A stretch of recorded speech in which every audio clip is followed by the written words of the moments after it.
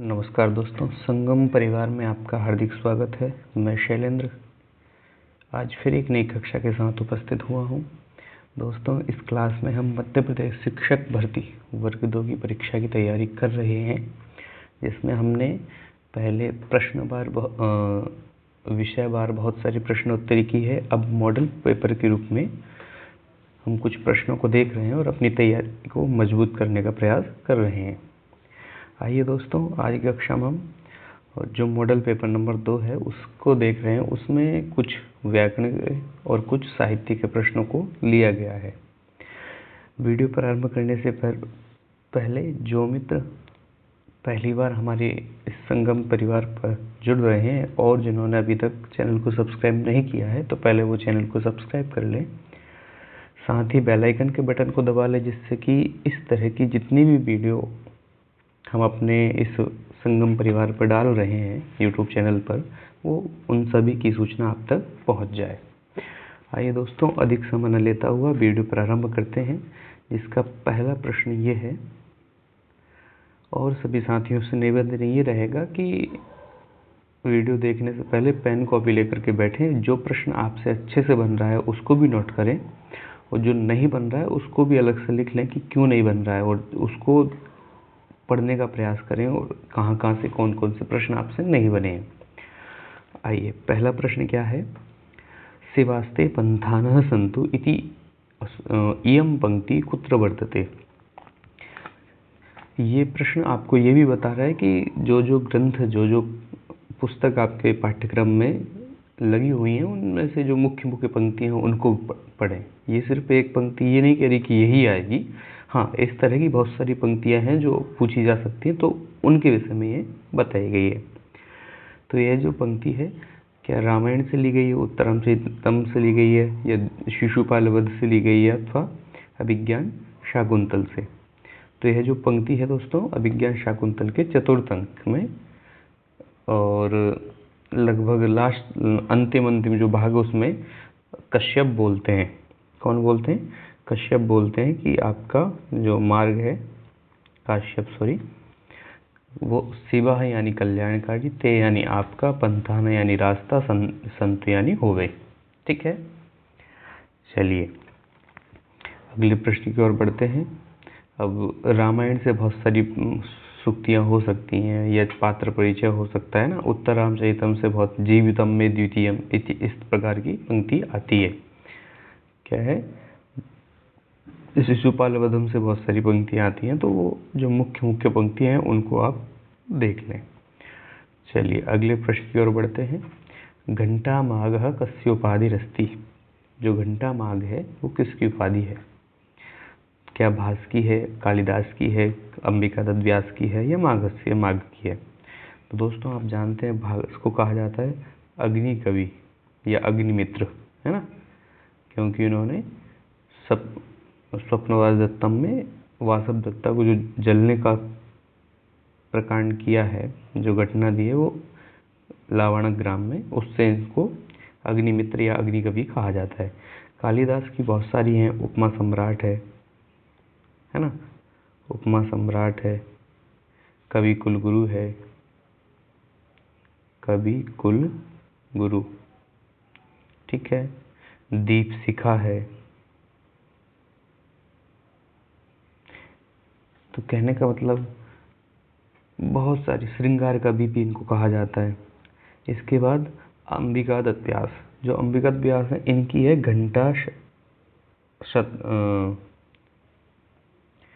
इनकी जो उपाधि है दोस्तों वो है घटिका शतक। क्या है? घटिका शतक। और जो माघ है, इनको है घंटा माघ। ठीक है, चलिए अगले प्रश्न की ओर बढ़ते हैं।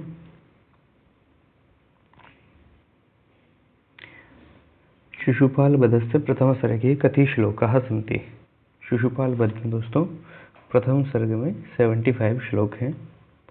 अब 40 कहाँ है? ये किरातार्जुनीयम में है। 95 कहाँ है? ये रघुवंश के प्रथम सर्ग में है ना। और 67 कहाँ है? ये पूर्व मेघ में। ठीक है, तो ये आपको पता होना चाहिए। इस तरह से अभिज्ञान शाकुंतल भी चौथे अंक में कितने हैं, 22 हैं। ऐसे ही उत्तर रामचरित जो है उसमें जो तृतीय अंक है, जो सबसे ज़्यादा प्रसिद्ध है, जिससे प्रश्न पूछे जाते हैं, उसमें भी कितने श्लोक हैं, उसमें 48 श्लोक है ना। तो ये कुछ संख्यात्मक प्रश्न है जो आपको पता होने चाहिए। चलिए अगले प्रश्न की ओर बढ़ते हैं। एतासु मल्लिनाथस्य टीका नास्ति, इनमें से मल्लिनाथ की टीका नहीं है। तो दोस्तों इनमें जो संजीवनी टीका है ये भी मल्लिनाथ की टीका है, जो कि कालिदास के सभी ग्रंथों पर है ना। जीवातु है, यह है जो जीवातु है ये शिशुपाल वध सॉरी नैषधीय चरितम है ना। नैषधीय चरितम पे कौन सी है, जीवातु। सर्वंकषा शिशुपाल वध पर, ठीक है। और इन्हीं की एक और है घंटापथ, ठीक है, वो है किरातार्जुनीयम। और इसके बाद लोचन जो ये है अनंत दास की है, साहित्य दर्पण के ऊपर, ठीक है, अनंत दास। तो कहने का मतलब ये है दोस्तों, संजीवनी टीका है ये भी मल्लिनाथ की है, जीवातु है ये भी मल्लिनाथ की है, सर्वंकषा भी मल्लिनाथ की है, लोचन अनंत दास की है, और साहित्य दर्पण पे अनंत दास, ठीक है। तो यही हमारा प्रश्न हो गया है कि मल्लिनाथ की कौन सी टीका नहीं है। एक घंटापथ जो कि किरातार्जुनीयम पर लिखी गई है, और एक है ये जीवातु जो कि नैषधीय चरितम, सर्वंकषा शिशुपाल वध। चलिए अगले प्रश्न की ओर बढ़ते हैं। अल्पाचतरम सूत्रस्य उदाहरणम अस्ति। अल्पाचतरम क्या है कि अल्प अच, जहाँ पर अल्प अच हो वो शब्द द्वंद्व समास में पहले प्रयोग किया जाएगा। इसका उदाहरण क्या है, तो इसका उदाहरण दोस्तों शिव केशव है ना। पर एक और है ये किसका है, ये है अजाद्यंतम, ठीक है, इसमें अच आदि में हो, इसका ये है। और जब बहुत सारे हो जाते हैं तो बहुषु अनियमः ऐसा एक वार्तिक है, उसके अनुसार क्या है, जैसे अश्व रथ इंद्र। अब इंद्र शब्द आज़ादी होने के चक्कर में पहले आना चाहिए, परंतु जब बहुत सारे हो जाएंगे तो अनियम हो जाएगा, है ना, अर्थात ये जो नियम वो नहीं लगेगा। तो अजाद्यंतम का ये उदाहरण है और अल्पाचतरम का ये। चलिए अगले प्रश्न की ओर बढ़ते हैं दोस्तों। समासे यथा पदस्य कति अर्थाः भवन्ति। जब हम अव्ययी भाव समास को देखते हैं, मुख्यतया मैंने ये पहले भी बताया जब हम समास श्रृंखला की प्रश्नोत्तरी कर रहे थे कि आपसे यदि समास पूछा जाए तो आप 6 बोलेंगे, क्योंकि टीजीटी लेवल पर 6। जब हम यूजीसी नेट वगैरह का पेपर देते हैं तो वहाँ पर हमें 5 और कहीं कहीं मुख्य रूप से 4, है ना। जैसे 5 आपसे पूछे गए हैं तो इसमें अव्ययी भाव, बहुव्रीहि, तत्पुरुष और द्वंद्व, इसके साथ केवल समास, ठीक है, 5 हो गए। सहसुपा जिसे बोला जाता है, सुपसुपा सॉरी। इसके बाद 6 पूछे गए हैं तो वहाँ पर आपको अव्ययी भाव, तत्पुरुष, कर्मधारय, द्विगु, द्वंद्व और बहुव्रीहि, ये 6 बोलने हैं, ठीक है। और जब 4 पूछे गए हैं तो ये 4 जो मुख्य हैं, तत्पुरुष, बहुव्रीहि, द्वंद्व और द्विगु, सॉरी अव्ययी भाव, ठीक है, अव्ययी भाव, द्वंद्व, तत्पुरुष और बहुव्रीहि, ये 4 समास आपको याद रखने हैं, ठीक है। और जब अव्ययी भाव समास को पढ़ते हैं तो उसमें यथा शब्द का प्रयोग किया गया है। अव्ययम विभक्ति, समीप, समृद्धि इत्यादि जो सूत्र है, जिसमें 16 तरह से प्रश्नों समास बताया गया है, उसमें से एक है यथा। यथा के कितने अर्थ हैं दोस्तों, यथा के 4 अर्थ हैं। कितने, 4। कौन कौन से देखते हैं। एक है योग्यता, जो 4 है उनमें से पहला है योग्यता, दूसरा वीप्सा, तीसरा पदार्थानवृत्ति, अतिवृत्ति, ठीक है, और एक है सादृश्य, ठीक है। ये 4 तरह से यथा शब्द का अर्थ होता है। जैसे यथा योग्यता में क्या होगा, रूपस्य योग्यम अनुरूपम रूप शब्द रूप बनता है या समास रूप शब्द बनता है। फिर है वीप्सा, वीप्सा में क्या बनता है, एकम एकम प्रति प्रत्येकम ग्रहम ग्रहम प्रति प्रतिग्रहम। ठीक है। पदार्थान तिवृत्ति में क्या बनेगा, जो यथाशक्ति उदाहरण बनता है शक्ति अनतिक्रम में और बलम अनतिक्रम में यथा बलम। इसके बाद सादृश्य में है तो रूपस्य सादृश्यम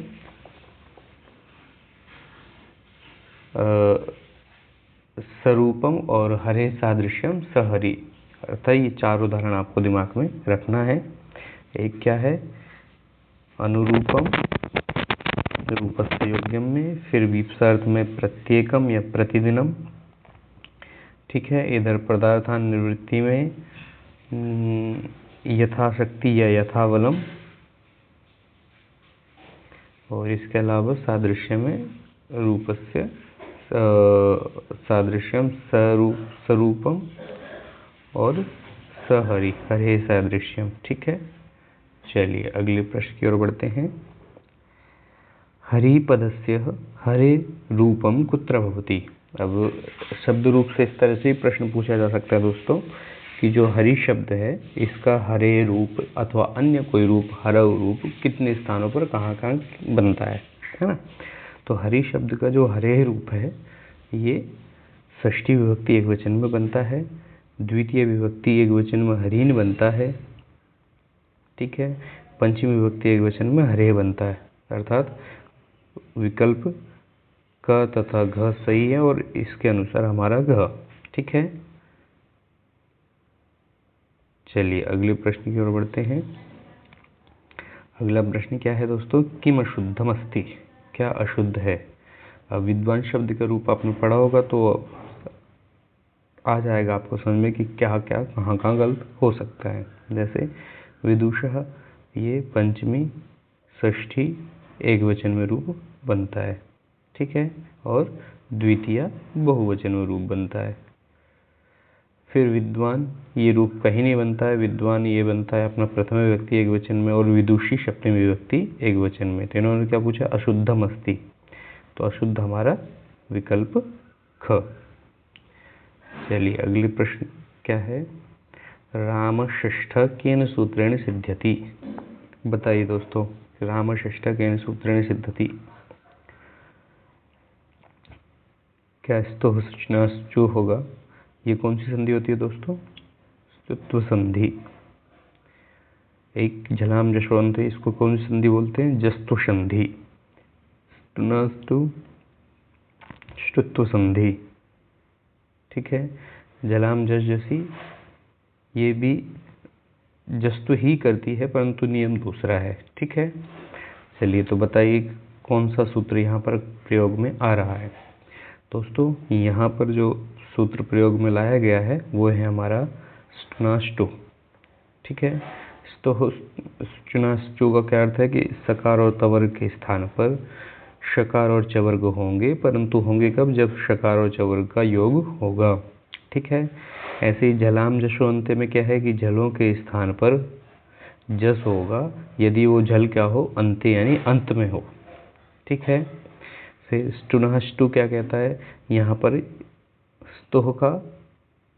स्तोह की अनुवृत्ति ले जाती है, तो स्तोह के स्थान पर यानी शकार और तवर्ग के स्थान पर स्टुह सकार और टवर्ग होगा, परंतु कब होगा, जब जैसे यहाँ चू हो रहा था ऐसे यहाँ स्टू होगा, शकार और टवर्ग हो गए।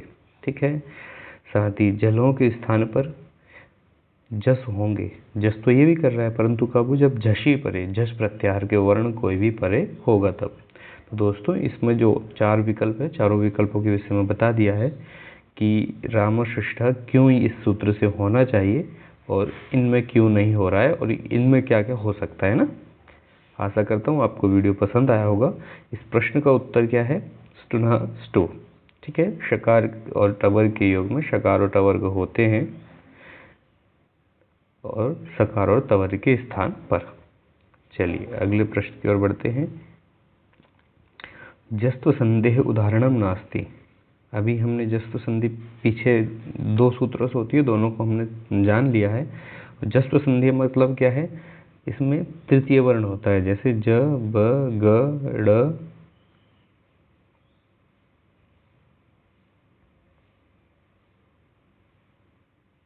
द, ठीक है।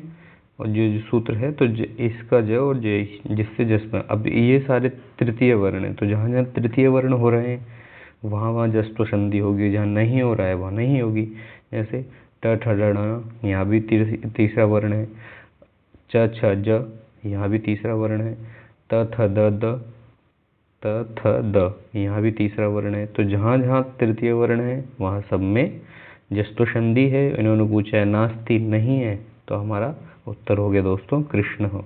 कृष्ण में कौन सी हो रही है, स्टुनष्टु से ष्टुत्व संधि, है ना, क्योंकि णकार के योग से सकार के स्थान पर शकार हो, शकार के योग में नकार के स्थान पर णकार हो गया है, ठीक है। चलिए अगले प्रश्न की ओर बढ़ते हैं। किम अशुद्धमस्ति, इनमें क्या अशुद्ध है। सुर प्लस शेष सूर्य सही है। महा प्लस उत्सव महोत्सव ठीक है। सूर्य प्लस उदय, ये सूर्योदय ठीक है। अक्षऊहनी प्लस अक्षुणी, ये भी सही है।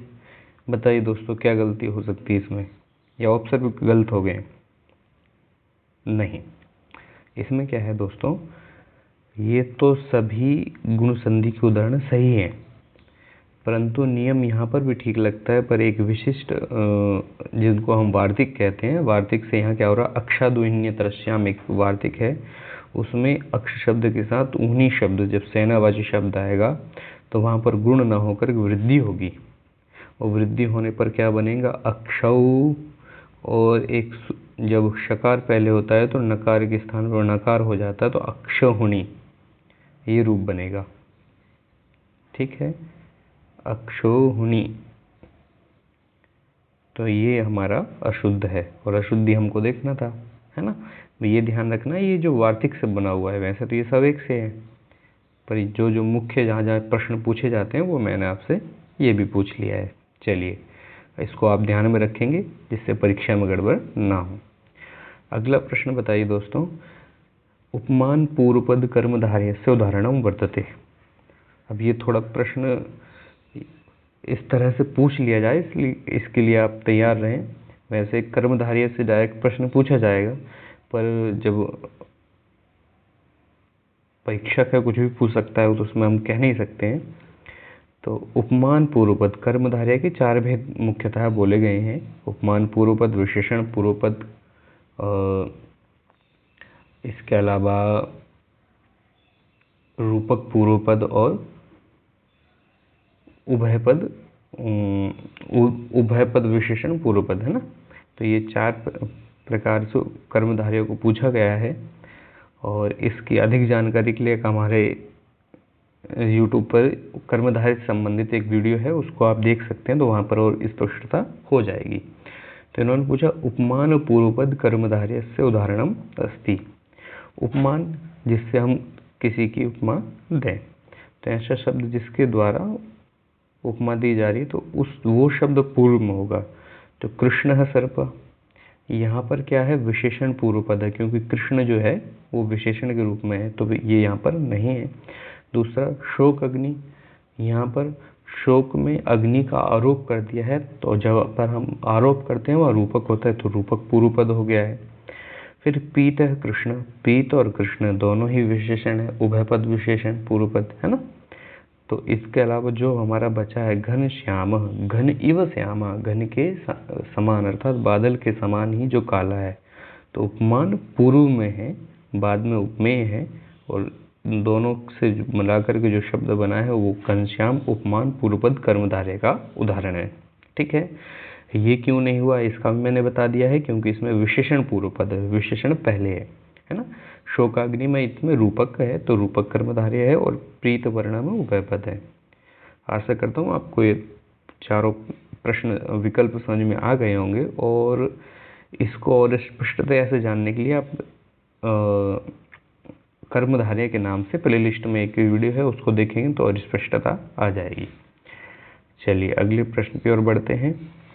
द्वितीया विभक्ति केन सूत्रेण भवति? क्या कर्तृप्यतमम कर्म इससे होगी, अभिनिवेशश्च होगी, उपनवध्यांगवशात् होगी, या एतेषु न कोपि, किसी से नहीं होगी? तो दोस्तों कर्तृप्यतम ये कर्म कारक को बताता है, ठीक है। अभिनिवेशश्च ये दोनों सूत्र क्या है, आधार की कर्म संज्ञा करते हैं। क्या करते हैं? आधार की कर्म संज्ञा। तो हमने तो पूछा है द्वितीय कर्मणि द्वितीय विभक्ति के न सूत्र, तो द्वितीय विभक्ति, तो ये तो तीनों सूत्र नहीं कर रहे हैं, तो प्रश्न क्या होगा हमारा? एतेषु न कोपि। परंतु होती किससे है? तो वो आपको पता है कि जो द्वितीय विभक्ति वो कर्मणि द्वितीय सूत्र से होती है ना। कर्मणि द्वितीय। कई बार क्या पूछ लिया जाता है, आपको एक सेंटेंस दे देंगे, उस सेंटेंस में पूछेंगे तो यहाँ पर कर्म कारक किस सूत्र से है, तो आपको ये भी ध्यान रखना है कि कारक पूछा है या विभक्ति पूछा है। विभक्ति पूछेंगे तो हमेशा कर्मणि द्वितीय होगी, कारक पूछेंगे तो ये भी होगा। फिर पूछेंगे आधार की कर्म संज्ञा करने वाले सूत्र कौन से हैं, तो अभिनिवेशश्च, ध्यान, अधि, सिंह, साम, कर्म, 3 सूत्र हैं जो आधार की कर्म संज्ञा करते हैं, ठीक है। चलिए अगले प्रश्न की ओर बढ़ते हैं। अंग विकारे का विभक्ति भवति? जो अंग विकार होता है उसको बताने के लिए कौन सी विभक्ति का प्रयोग हम करते हैं? तो दोस्तों अंग विकारे तृतीया, एनांग विकारः सूत्र से, जैसे अक्षणः काणः, एनांग विकारः, ठीक है। इस सूत्र से तृतीय विभक्ति होती है, जैसे अक्षणः काणः, नेत्रेण काणः अथवा कर्णेन बधिरः, पादेन खंजा इत्यादि। तो अंग विकार जहाँ पर होगा वहाँ पर तृतीय विभक्ति होगी। द्वितीय विभक्ति बहुत सी जगह है, जैसे अभिता, उभयतः, परितः, सर्वतः, ठीक है। चतुर्थी नमः योगे, चतुर्थी नमः स्वस्ति स्वधा वसड़ योगाच्च सूत्र में, है ना। पंचमी बहुत सारे स्थानों पर होगी, तो कहाँ कहाँ होगी मुख्य रूप से आप एक बार इन कारक को देख लेंगे तो ये सारे प्रश्न आप हल कर लेंगे, ठीक है। चलिए अगले प्रश्न की ओर बढ़ते हैं। उपाध्यायाद अधीते अत्र केन सूत्रेण पदान कारकम भवति? अब देखिए यहाँ से ये भी पूछा जा सकता है, उपाध्याय अधीते अत्र केन सूत्रेण पंचमी विभक्ति होती है। तो जब पंचमी पूछेंगे तो अपदाने पंचमी सूत्र से, ये मैं पिछले प्रश्न में जो बता रहा था उसका उदाहरण, कि यदि आपसे यहीं कहीं ये पूछ लिया जाए केन सूत्रेण पंचमी विभक्ति, तो आप यही लगा, पर पूछा है कर्म कारक किसका होगा, तो कारक होगा दोस्तों आख्यातोपयोगी। जब हम लगातार किसी से एक ही गुरु से लगातार विद्या पढ़ते हैं कंटिन्यू, तो उसको उस स्थिति में आख्यातोपयोगी सूत्र से पंचमी विभक्ति होती है, जैसे उपाध्यायात अधीते, उपाध्याय से लगातार पढ़ता है, ठीक है। भीत्रार्थनाम भयेतु, भी धातु और रक्षा अर्थ की अर्थ वाली जो धातु उनसे पंचमी विभक्ति होती है, ठीक है। भय अर्थ में पंचमी विभक्ति होती है। चलिए इस प्रश्न का ये प्रश्न विकल्प क्यों हुआ ये भी मैंने बता दिया है, और ये वाला क्यों हो सकता था ये भी मैंने बता दिया है, ठीक है। ये क्या है कि ये भी बोलता है भी अर्थ, भय अर्थ की धातु और रक्षा अर्थ की धातुओं के साथ पंचमी विभक्ति होती है। चलिए अगला प्रश्न देखते हैं। अशुद्धम चिनुतः, दोस्तों ये सभी त्वाप्रत्यय के उदाहरण हैं, इनमें बताइए कौन सा अशुद्ध है। पठित्वा पठ धातु त्वा प्रत्यय सही है, गत्वा गम धातु त्वा प्रत्यय सही है, पीत्वा पा धातु त्वा प्रत्यय सही है, पर आगत्वा, दोस्तों आगत्वा नहीं बन सकता। क्यों नहीं बनता? बनेगा नहीं ये नहीं है, बन सकता है, परंतु इसको बाधा देता है कौन? ल्यप प्रत्यय। क्योंकि ल्यप प्रत्यय क्या कहता है कि यदि उपसर्ग पहले आ गया है तो त्वा के स्थान पर ल्यप होगा, अत्वा त्वर ल्यप, ठीक है। तो अब आ जब हम बना रहे हैं तो आंग उपसर्ग से बना रहे हैं, है ना, आंग उपसर्ग से, और जब उपसर्ग आ गया है तो फिर त्वा काम नहीं करेगा, फिर ल्यप काम करेगा, है ना। तो आगत्वा ना बन करके क्या बनेगा? आगत्य, ठीक है। चलिए ये बात आपको समझ में आ गई होगी कि ये तीनों सही हैं, और ये सही होता हुआ भी गलत क्यों हो गया है, ठीक है। चलिए अगला प्रश्न क्या है, कुछ प्रश्न इस तरह ही पूछे जा सकते हैं कि आपको सेंटेंस दे देंगे, फिर कुछ चीज़ें पूछी जाएं, जैसे बालकः पठितुं विद्यालयं गच्छति। अब यहाँ ये भी पूछा जा सकता है कि द्वितीय विभक्ति केन सूत्रेण भवति, तो द्वितीय विभक्ति विद्यालय में कर्मणि द्वितीया से होगी। कारक कैसे होगा, तो वो कर्तरीश्वतम कर्म, ठीक है। या एक और भी हो सकता है कि गमनार्थक धातुओं के साथ हमेशा कर्म में द्वितीया होती है, ठीक है। चलिए, यहाँ पूछा है बालकः पठितुं विद्यालयं गच्छति, अत्र रेखांकित पदे यानी पठितुं में प्रत्यय है, तुम है, अनियर है, तुमुन है या तव्यत है। दोस्तों यहाँ पर यदि हम तुम तो कोई प्रत्यय नहीं है, अनियर से देखें तो बनेगा पठनीय, ठीक है। तुमुन से क्या बनता है, पठितुम, और तव्यत से क्या बनेगा, पठितव्यम, ठीक है। तो इस प्रश्न का जो उत्तर होगा वो तुमुन ग, ठीक है। अनियर में से क्या बनता है, पठनीय, और तव्यत से क्या बनता है, पठितव्यम, ठीक है। चलिए अगला प्रश्न देखते हैं। टाप प्रत्ययस्य उदाहरणम अस्ति, तो गायक से गायिका, चटक से चटका, अज से अज, ये अजाद्य तष्टाप सूत्र के उदाहरण हैं दोस्तों सभी। और एक ही स्त्री प्रत्यय में टाप डाप चाप 3 है, और गीप गीस गीन 3 वो हैं, और ऊंग और ती, ये 8-9 स्त्री प्रत्यय हैं, जिसमें से आपके पास टाप और गीप गीस गीन ये लगे हुए हैं। तो टाप के ये तीनों उदाहरण हैं। कुछ उदाहरण और हैं जिनको आप देख सकते हैं। बाकी इस प्रश्न का जो उत्तर हो गया है घ, ठीक है। चलिए अगला प्रश्न,